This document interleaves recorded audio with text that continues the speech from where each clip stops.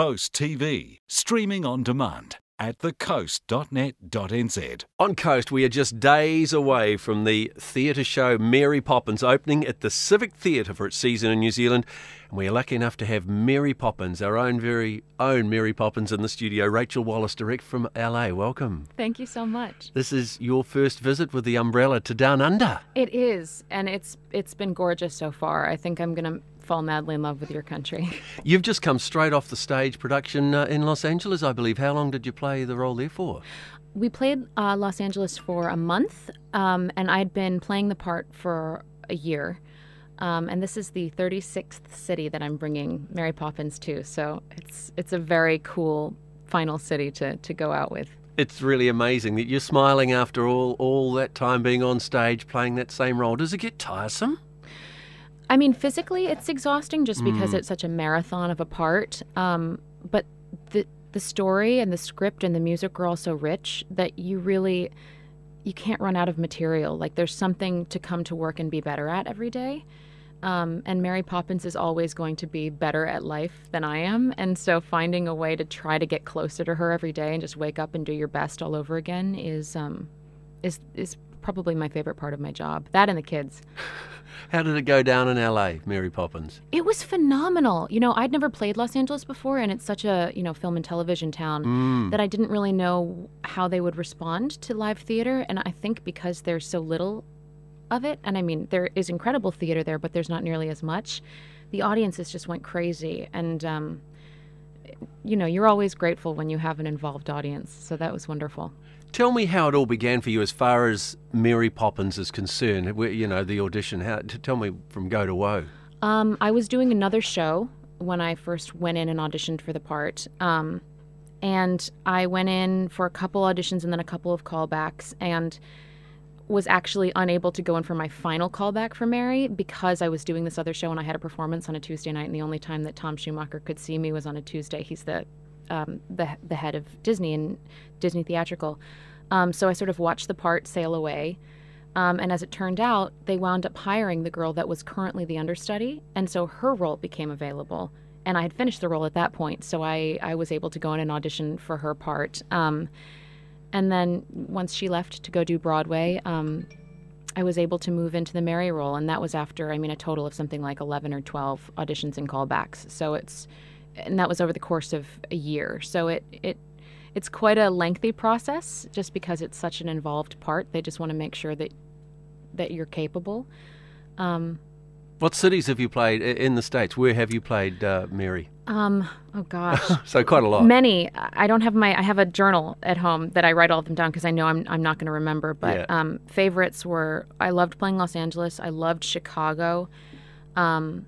Where else did I Have you really played love? New I York loved Seattle. Yet? Did you get New York? No, there's a company that's been running on Broadway for almost 6 years, and that's different than the national tour. So, maybe one day I'll go do it there. There's, anything can happen. Absolutely, and usually does in your business. So apart from playing Mary Poppins, what other productions have you been involved with in your career? This is the first major thing I've done in my career. I graduated school in 2009 and then had about a year of doing regional shows and workshops in New York, and was doing a regional production of the Threepenny Opera when I got this. So far I haven't had a. So this is the breakthrough in a way. This is my big break, and it's been an incredible opportunity. And Disney and Cameron have been so generous in continuing to allow me to grow, which is. It's just a huge honor. The makeup is so magnificent on stage, and Mary just looks absolutely pristine. How long does that take to sort of, make up before you do each show? I usually get to the theater an hour before call because there's a woman who helps me do all of my pin curls and get the wig on. I don't do any of the wig stuff myself because those wigs are gorgeous and I should not be trusted with them. So we have somebody who does that for you. And then it takes about 20 minutes for me to do my face, quote unquote, just because there's so much specific shading and you're doing something that needs to be able to read under the lights. But I've kind of got it down to an art, and it actually helps me get ready for the show, like going from seeing my face to seeing Mary's face, and that transformation is a relaxing part of the process for me. And the costumes as well. I mean, you don't have too many costume changes, do you? Oh, I do. Do you? I have a number of costume changes, and most of them are quick changes. Like quick as in how many minutes, seconds? Quick as in, I think I go from like four layers in one outfit that I wear, and then into a Jolly Holiday costume, which is 3 new layers. And I think I do all of that in about 30-something seconds. Wow. And new hat, new lipstick, new everything. I mean, these quick changes are epic. It's faster. Anything I do on stage, nothing's as fast as what I have to do off stage. So behind the scenes, it is so chaotic and hectic. It is, but you sort of find the organization in that. Like, we've got it down to an art. So you do things this quickly because they're practiced. Absolutely. And playing, you've had a chance now to have a look at the beautiful Civic Theatre where Poppins will be playing in here. Yeah. It's a lovely theatre. It's gorgeous. It's gorgeous. I mean, doing the final flight in this theater is probably going to be the most exciting place I've ever done it. I mean, I think it's the longest flight that any Mary has ever had anywhere. And going up into the ceiling that's like the sky. I mean, come on. It doesn't get much more beautiful than that. I'm so excited. This is amazing where you do the flying thing. Have there been any mishaps in all those shows?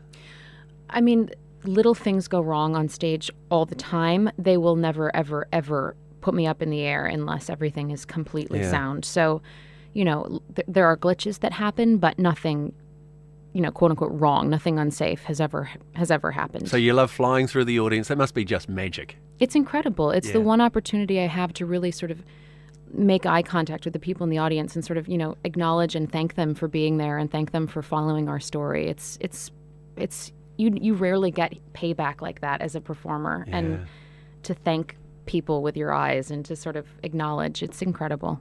The magic is about to begin. Rachel, thanks for coming to see us. Thank you so much for having me.